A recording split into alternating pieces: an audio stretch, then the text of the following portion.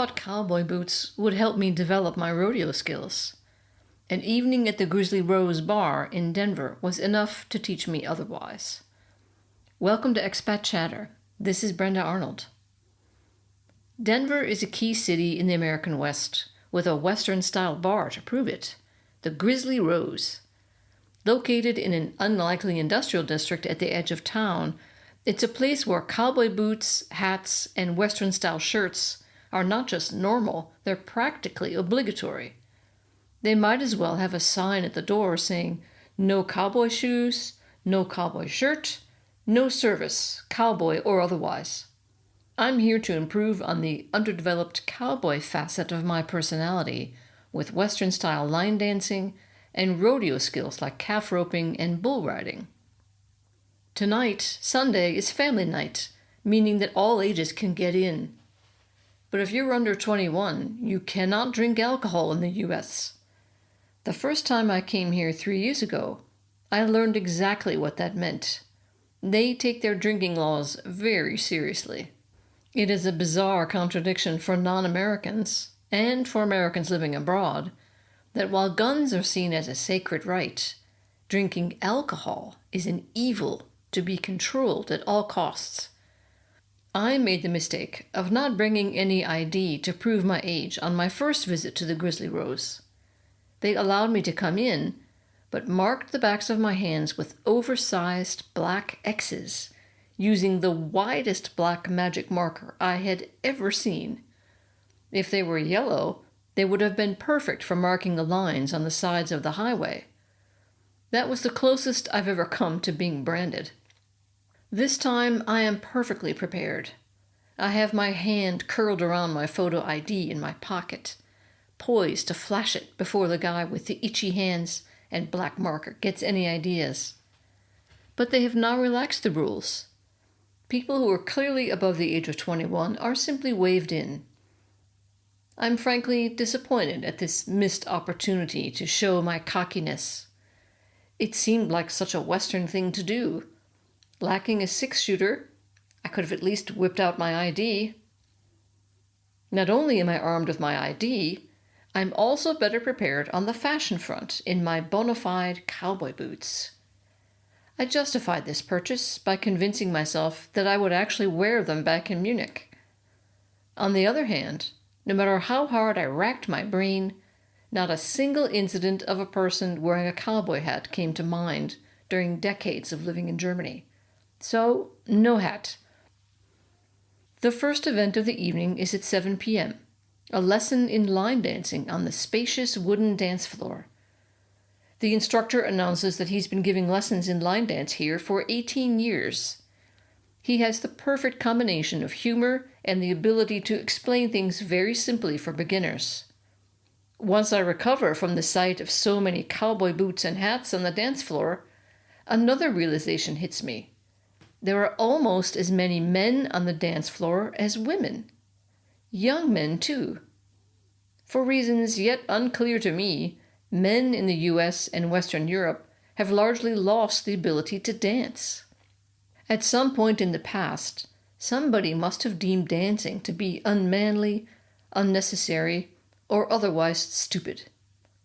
Or perhaps a common hip defect spread across the Western Hemisphere, mysteriously bypassing Latin America, as any visit to a salsa club will prove, causing all men's hip joints to fuse by the age of 12. Whatever this mysterious ailment may be, it has not afflicted these men on the dance floor in the Grizzly Rose. It's a refreshing sight. After the dance floor fills up with people who actually know what they are doing, we move on to the twin mechanical bulls. These bulls gyrate in tandem, first moving gently from side to side, then spinning around with increasing speed, and finally swiveling on their axis, at which point nearly everyone falls off. These bulls are easily mountable from the inflated mats surrounding them. This is a key improvement over my last visit 3 years ago, when I agreed to ride the single bull they had at the time, but was unable to get up onto it. The woman operating the bull even left the bull console to come over and give my backside a good push to get me up onto it, much to the amusement of my friend watching and laughing at the sidelines. But as the cowboy Lloyd in the Western series Yellowstone rightly says, mechanical bulls are for drunken girls at county fairs. With this quote ringing in my ears, I feel justified in not getting on this bull again, since A, I'm not drunk, and B, I didn't have to show my ID to get in, so I'm obviously no longer a girl either. My final attempt for this evening at obtaining any semblance of cow personhood is in the lasso room. This room has several lassos hanging from hooks on the wall, used to lasso the legless plastic calf sitting lifeless on the floor. In front of it are several people trying to rope it, the lassos cracking on the wooden floor when they miss. This I have to try. I heft a lasso in my hand. It's somewhat stiff, with one end threaded through a small loop at the end. Can't be too hard to swing this, I figure. I swing it in a circle over my head. It immediately gets tangled around my wrist. I swing it again. This time, it gets caught in the hair clip on top of my head. Now half of my hair is hanging down into my face, while I desperately try to stick my hair back into the clip before anyone notices. A man dressed in classic cowboy fashion walks over to me. He later tells me that he's been doing this since he was 5. But since he has X's on his hands, that wasn't all that long ago, at least from my middle-aged perspective. He clearly feels sorry for me. Make the loop bigger, and hold it tight when you swing it, like this, he says, making imaginary circles with his arm over his head. I try it. It works.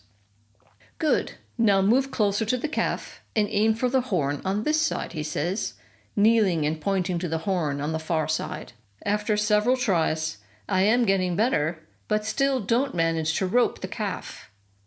Then a blonde woman with her hair in a bun approaches me. Have you ever bowled? She asks. Yes. Then imitate that motion when you throw the rope. Throw it underhand. I'm a healer, so I know how to do this. A healer? As in traditional Chinese medicine, Ayurveda, or Reiki? What has healing got to do with roping cattle, I wonder? I consider asking her if she had a dexterity potion that could help me. But since she is so confident, there must be something about this cattle roping business that I just don't understand. That turns out to be precisely the case. When I tell my Denver friend that this friendly woman was a healer, she says, "Oh, yes, they're the ones who rope the back leg of a calf when they're being caught to be branded." She was a healer with 2 E's. I'm overcome with a sense of relief at not having asked any stupid questions. I keep throwing the lasso for a while, smacking the floor, which, short of actually roping the plastic calf, is very satisfying. Combined with the cowboy sensation of swinging the lasso above my head, I don't mind that I never succeed. Besides, my unofficial lasso coach tells me, "Most people just give up. You're trying so hard." I feel proud to be praised by a real cowboy. But maybe wearing a cowboy hat would have helped after all. Thanks for listening, and see you next time.